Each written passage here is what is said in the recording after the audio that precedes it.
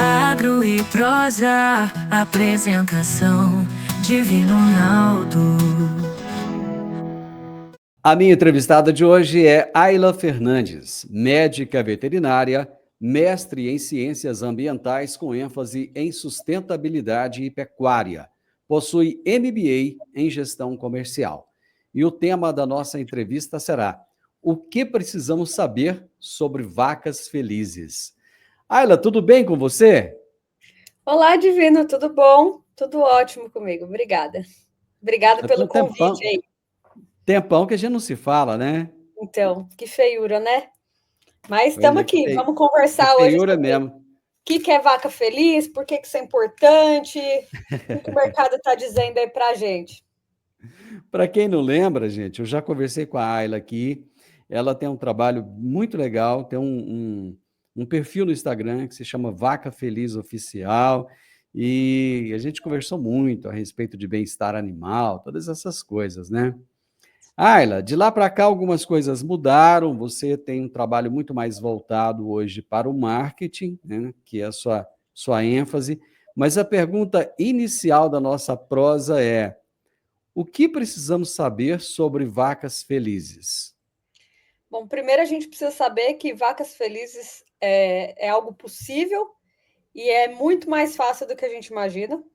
E que vacas felizes são vacas que dão muito mais leite e que são muito mais lucrativas para o negócio do leite, para o negócio da fazenda como um todo. Acho que essa é a grande importância, né? E por que se fala tanto de vacas felizes? Obviamente, como veterinária, eu sempre vou sofrer vendo animais sofrerem, vai ser sempre muito ruim, mas a gente conseguir ver que quanto mais feliz a vaca, mais produtiva e mais longeva, né? Mais ela vive, melhor ela vive, menos despesa ela dá, amarra muito bem as coisas num ciclo muito virtuoso, né? Num ciclo muito saudável para o negócio como um todo.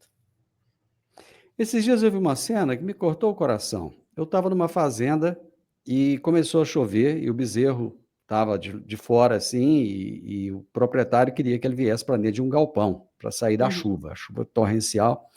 E eu acho que o bezerro estava meio com medo. E ele foi lá e pegou aquele bezerro pela perna, saiu arrastando aquele bezerro e jogou dentro do galpão. Oh, E eu meu Deus. fiquei olhando aquilo e falei, meu Deus do céu, com que frequência isso ainda existe, Ayla?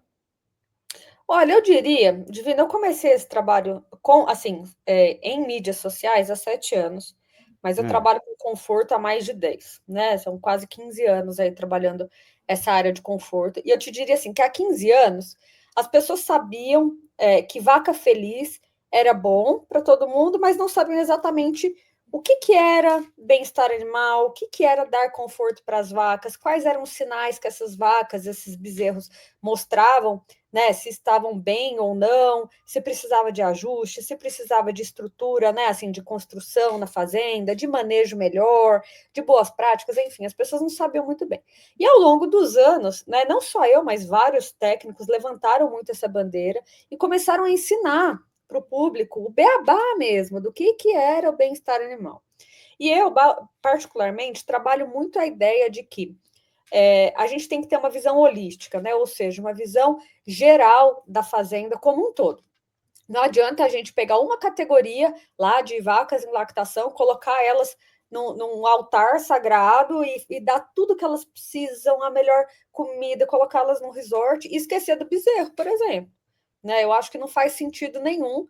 Se você entendeu quão importante é o conforto, né, para o animal e para o negócio, enfim, que tudo roda melhor, não tem razão de você pecar com a bezerra, com o bezerro, né? Ou com novilha, ou com, enfim, com a vaca que está seca, com nenhuma categoria. Então é muito importante, eu diria que talvez esse produtor ainda não entendeu, que quando a gente está falando de vacas felizes, são mais saudáveis, são mais lucrativas, são mais produtivas e tudo mais, a palavra de ordem é empatia. É a gente entender assim que se dói nela, não, assim, tem que doer em você. Se ela tá com uma cara ruim, se ela tá com uma cara de dor, se ela tá dando sinais que ela não tá bem, que ela tá com medo, qualquer coisa, ou bezerro, isso tem que dar medo em você, isso tem que dar um retrogosto ruim, sabe? E o produtor é o primeiro a comprar, assim como qualquer teoria de liderança, tudo vem da liderança, né? Então, se um líder é cruel com os animais, os liderados provavelmente vão ser. Se um líder é super gentil, super humano, tanto com os animais quanto com as pessoas que estão abaixo dele também vão refletir esse comportamento, né? Eu acho que é importante destacar aqui o seguinte, que se ele fez isso com o animal, porque às vezes alguém pode me ouvir agora e falar assim, produtores são maus, eles tratam mal os animais e tal. Não é isso. Inclusive, se a pessoa fez isso com o animal, ele pode fazer com um ser humano, ele pode fazer com uma criança, ou pode fazer com o colaborador dele. Então, quer dizer, isso é da pessoa, né? Eu acho que é importante destacar isso também.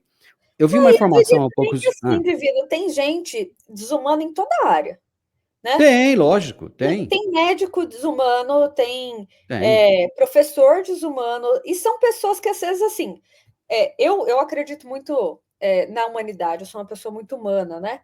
E eu acredito que essas são exceções. Porém, a exceção mancha todo o resto que faz corretamente as coisas. Então, um médico que fez uma fraude, que abusou, que, enfim, que fez alguma coisa, todo mundo já fica com o pé atrás com 100% dos médicos. E não é assim, cara. Foi, às vezes, um caso isolado, foi uma situação. Isso é muito ruim. E é por isso que as crises de comunicação acontecem, né? Porque você pega uma exceção, e é por isso que os documentários estão aí, esses documentários, na sua grandíssima maioria, extremamente sensacionalistas, porque eles pegam filmagens, eles pegam atuações de um produtor como esse, de um veterinário, ou um manejo, alguma coisa que as pessoas não entendem como se faz, pegam aquele recorte da informação, colocam sem contexto, aí, claro, né, colocam uma música de fundo, uma coisa toda para levar quem está assistindo a uma conclusão errada e pronto. Tá feito, né? A bagunça tá feita. Infelizmente, por causa de exceções. A regra, acho que até respondendo melhor a sua primeira pergunta, hoje é uma exceção. Produtores que não se preocupam com seus animais, que concordam com violência ou que fazem vista grossa, coisas são exceção da exceção da exceção.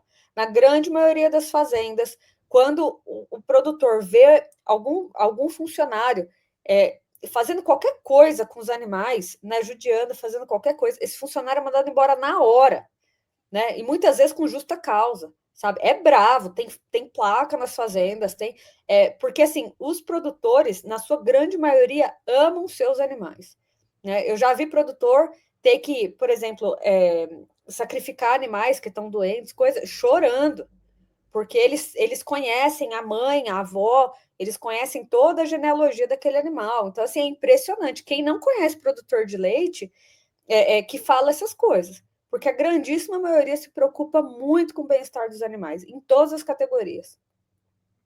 E é por isso que o Vaca Voltando, Feliz surgiu, né, Divino?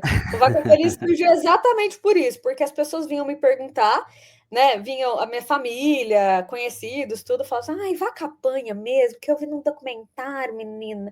Eu fiquei com o coração partido, tô até pensando em parar de tomar leite. Eu falava, não, as vacas são muito bem tratadas, a gente quebra a cabeça o dia inteiro pensando em solução para as vacas ficarem melhores, as vacas têm comida o dia inteiro, tem água, tem sombra, as fazendas estão cada vez investindo mais nisso, as que não conseguem é porque realmente não tem dinheiro, mas tentam fazer de outra maneira.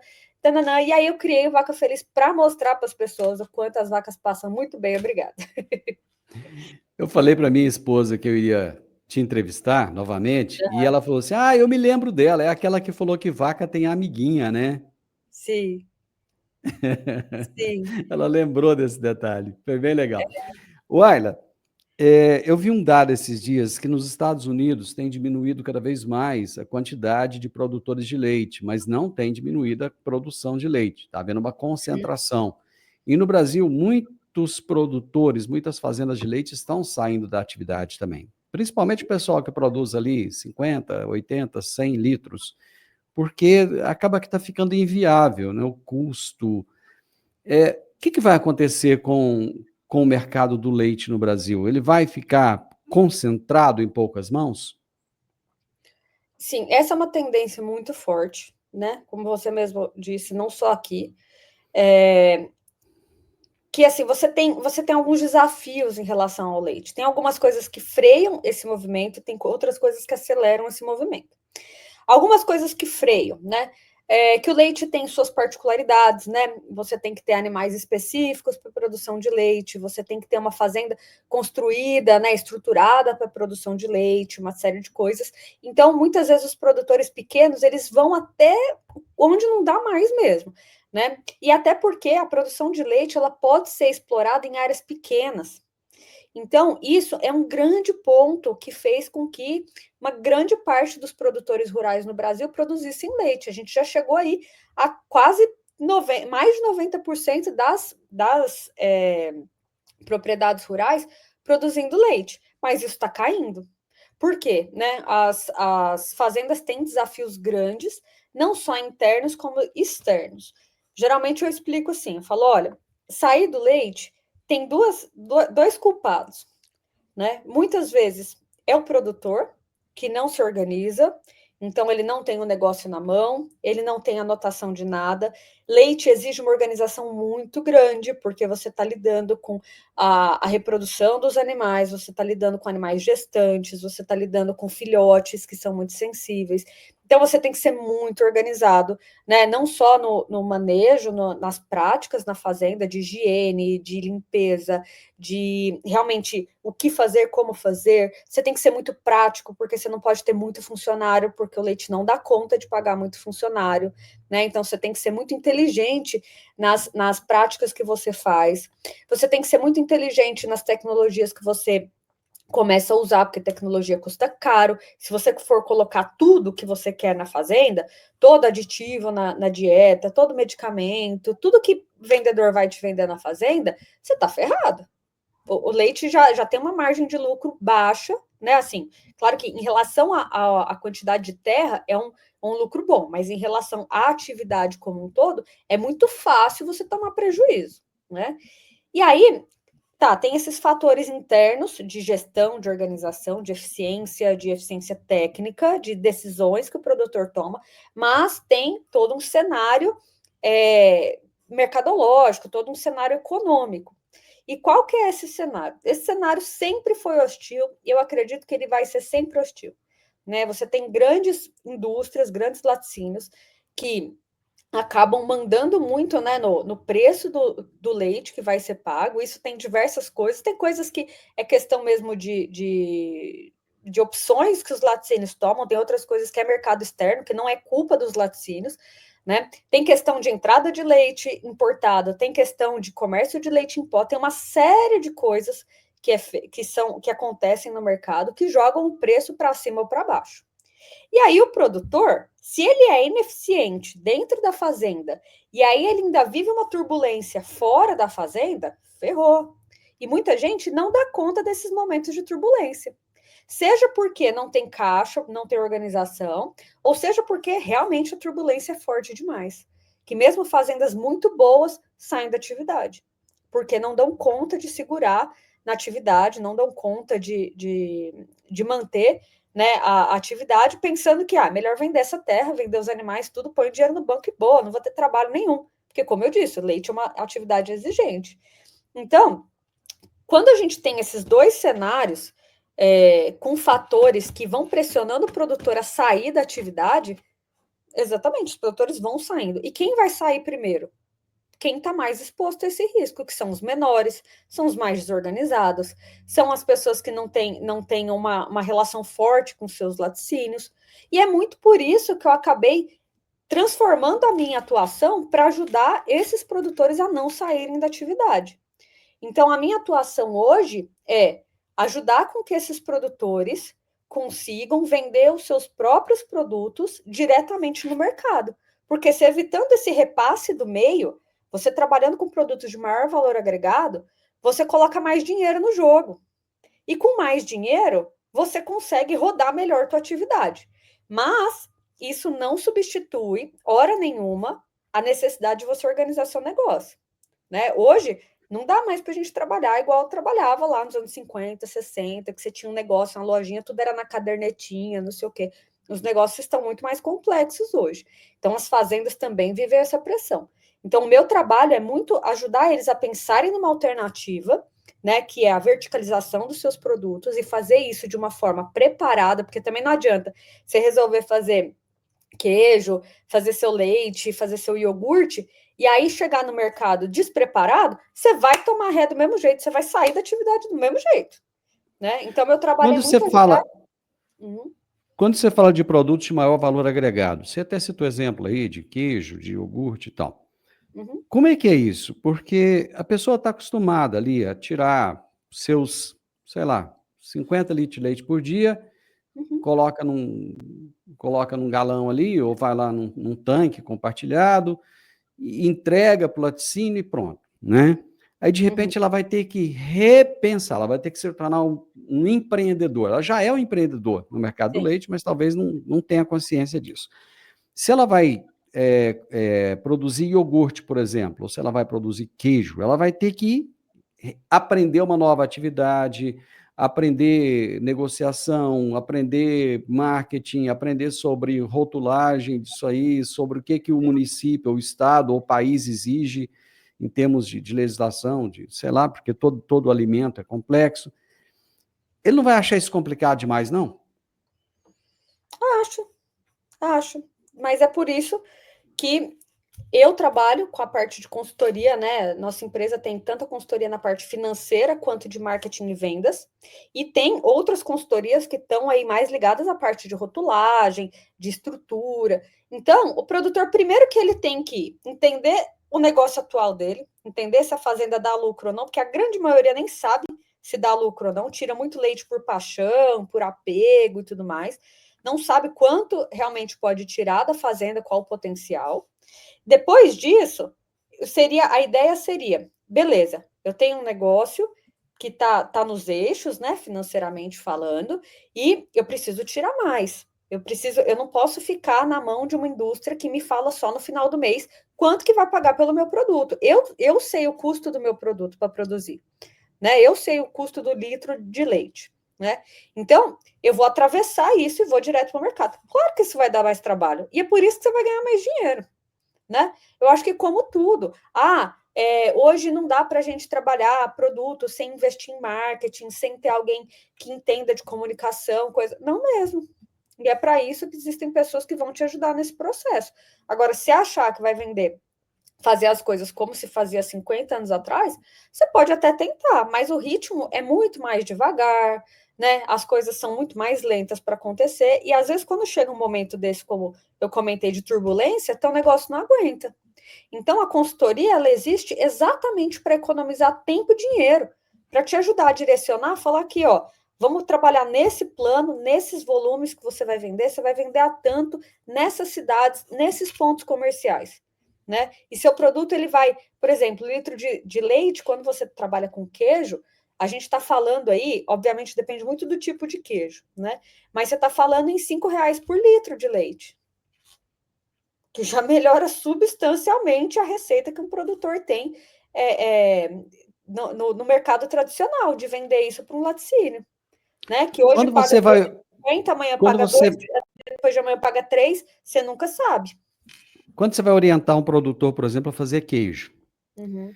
você orienta ele a fazer esse queijo tradicional que a gente acha na feira, que acha em qualquer lugar, você fala assim, nós vamos fazer um queijo diferenciado, que é nicho, que o mercado vai pagar muito mais por ele.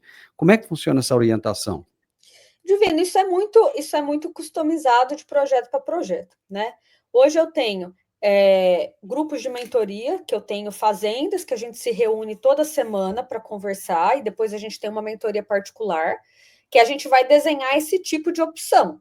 Então, se eu vender um queijo fresco, ele é muito mais fácil, vamos falar assim, de produzir, mas ele é mais difícil de transportar. Então, a gente pode optar por iniciar com queijo Minas, para trabalhar um mercado mais local, uma coisa um pouco mais, com uma quilometragem mais baixa, e a gente ir trabalhando e preparando as pessoas para começar a ter queijos maturados, queijos com uma assinatura mais forte, e aí a pessoa tem que participar de concursos, algumas coisas que vão ajudar a impulsionar, né, empurrar os queijos para um valor mais alto, para uma logística mais longa, né? Para um lugar mais longe, você pode vender pela internet. Tem queijo hoje na Amazon, no Mercado Livre, você tem uma série de empórios que compram. Então, tudo isso depende de onde você está localizado, do seu know-how de produção, da sua estrutura. Mas é possível você começar com produtos super simples. Super simples. Você pode começar com leite de saquinho. Se você está perto de Goiânia, por exemplo, que é onde eu moro, ou perto de Brasília, dependendo do bairro que você está, e a gente tem como descobrir isso com estudos específicos, as pessoas pagam mais caro em leite de saquinho do que em leite UHT. É impressionante. E em outros lugares é o contrário. Então você consegue começar com coisas simples, com coisas pequenas, mas isso depende muito da realidade da fazenda. E é por isso que eu faço um trabalho muito de desenhar junto com o produtor. Né? Depende muito do momento de negócio que ele está, depende muito da capacidade de investimento também que ele tem, né? Porque assim, para o leite de saquinho, por exemplo, ele vai precisar de uma estrutura mais simples do que para um leite UHT. Um iogurte já precisa de uma estrutura um pouco maior, um know-how um pouco maior, né? Então tem todas essas opções que o produtor faz, mas o que eu falo para eles é assim: você só não pode ficar parado reclamando. O que me mata é o produtor ficar lá no balcão da cooperativa, ó céus, ó vida, porque esses laticínios arrancam a cor da gente, porque a gente vai sair do mercado, porque o governo, porque o país, porque... Cara, é assim desde que o mundo é mundo. Então, assim, cara, se a gente não pensar em algo diferente e encarar o trabalho que isso dá, é normal. Todo negócio hoje tem uma carga de trabalho, não tem jeito, né? Ou então, assim, continua fazendo lá o que você quer fazer e continua do balcão da cooperativa. Meio que a chance de você virar estatística é muito grande, né? Qual é o perfil do produtor que você atende? Olha, eu tenho clientes hoje, eu não posso, assim, divulgar alguns nomes, porque tem cláusula de confidencialidade, mas eu tenho clientes hoje pequenos, eu tenho clientes que, por exemplo, têm convênio com o laticínio, e o laticínio usa, por exemplo, a fazenda para a produção de leite, aquela parte do leite, né, feita só para produção de iogurte, só para produção de determinados queijos, e eles meio que tiram proveito. É uma sinergia muito interessante que as fazendas podem fazer com pequenos laticínios. Grandes isso não funciona, mas pequenos laticínios locais, né? Isso ajuda o laticínio, isso ajuda a fazenda também. Eles combinam um preço muito melhor do que seria para o mercado tradicional. Mas eu tenho fazendas pequenas, fazendas que produzem queijo já há bastante tempo, que, vamos falar assim, eles dominam já a parte de produção, mas apanham muito na parte de marketing e vendas. Eu tenho fazendas que não tem nada ainda, nada, só estão planejando, que é onde eu falo assim, cara, aí, para mim, é o cliente que tem mais valor, porque é o cara que ainda não gastou nem R$ 1 para construir nada na fazenda dele. Ele primeiro vai gastar R$ 1 para planejar, né? É difícil demais quando a gente recebe na consultoria gente que já está lá na frente, que já produziu, já errou na comercialização, errou no marketing, errou no planejamento, já está endividado. Aí ele chega na consultoria falando assim: me salva. Aí você fala: ai meu Deus do céu, por onde que a gente começa? Né? Então, assim, eu acho que o produtor mais inteligente é aquele que, primeiro, que ele considera opções diferentes que as que ele tem até então, e depois o produtor que gasta com planejamento antes de investir. É muito o que eu falo quando a gente fala, né, de vaca feliz, de compost, de confinamento, por exemplo. É muito o que eu sempre falei para os produtores. Antes de ir lá no banco pedir dinheiro, antes de se endividar, faz um planejamento. Primeiro, faz um diagnóstico financeiro da sua fazenda, né? Veja se sua fazenda está dando dinheiro ou não. Depois faz um planejamento de quanto de comida que você pode produzir. Porque se eu confio nas vacas, elas vão produzir muito mais leite. Mas esse leite vem da onde? Vem da comida. Porque basicamente você confina para fazer com que as vacas tenham mais acesso a uma comida melhor, de mais qualidade. Então, essas vacas vão sair aí de, às vezes, 16, 18 litros que estão a pasto, para passar para casa aí dos 24, 30, vai depender muito da genética e manejo, né?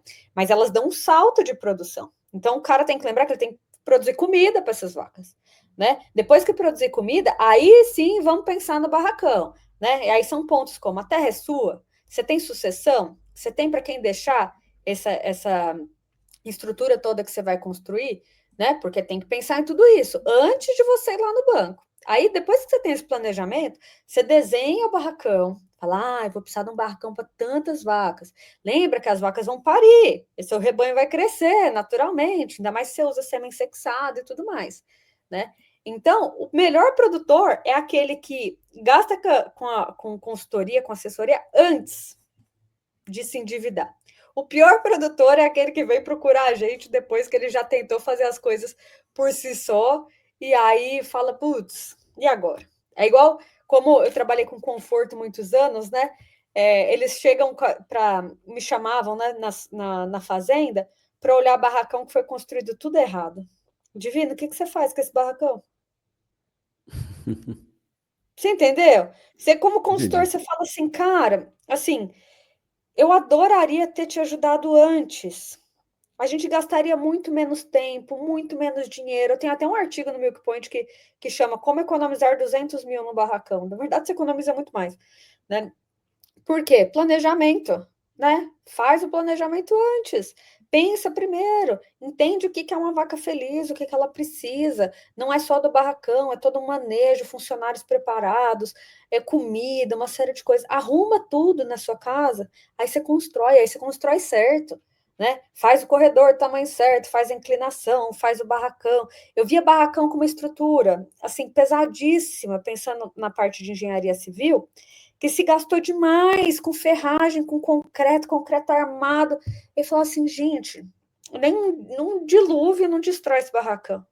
Mas assim, podia ter gastado, sei lá, 800 mil, gastou 2 milhões. Aí você fala, cara, você vai ter essa dívida para 20 anos desses 2 milhões. A gente podia fazer tanto com esse dinheiro que você gastou a mais na fazenda, podia comprar animal, podia melhorar a tua ordenha, podia, sabe, mas, enfim, é o preço que a gente paga por não fazer planejamento das coisas, né, Divina? Eu falo, assim, que é tão importante a gente vender essa ideia, mostrar para os produtores quanto é importante fazer conta do negócio, quanto que é importante fazer projeto adequado para os animais, né? Fazer um projeto adequado de um laticínio na fazenda, mas antes de sair fazendo, sabe? Contenha um pouco sabe, esse fogo aí, né?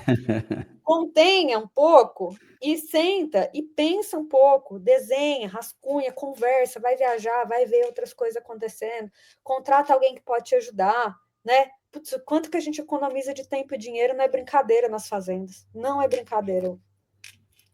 Minha Mas amiga, nosso tempo acabou. Uhum. Acabou. Eu vou fazer o seguinte, eu já vou deixar agendado com você, nós vamos voltar a conversar em janeiro, tá? Vamos. Nós vamos continuar essa prosa, tem muita coisa boa para falar. Para quem está assistindo o vídeo, eu deixei aí os seus arrobas, né? Vaca, _feliz, _oficial e Farmilk, consultoria. Beijo para você, foi maravilhoso conversar contigo. Até janeiro. Muito obrigada. Precisamos levar as vacas felizes para o mundo. O mundo precisa saber que nossas vacas são felizes e pagar mais pelos nossos produtos por isso. Muito bem, gente. Eu conversei aqui com a Ayla Fernandes, que é médica veterinária, mestre em ciências ambientais, com ênfase em sustentabilidade pecuária, possui MBA em gestão comercial e nós falamos sobre o seguinte tema: o que precisamos saber sobre vacas felizes? E se você gostou do nosso tema, se você gostou dessa prosa, deixa um gostei aí pra gente, deixa um comentário, compartilhe com outras pessoas e se inscreva nesse canal para que você possa receber. Tem as notificações aí também, tá? Já marca aí para que você possa saber dos nossos vídeos, das nossas prosas. Um grande abraço para você e até a nossa próxima prosa. Tchau, tchau.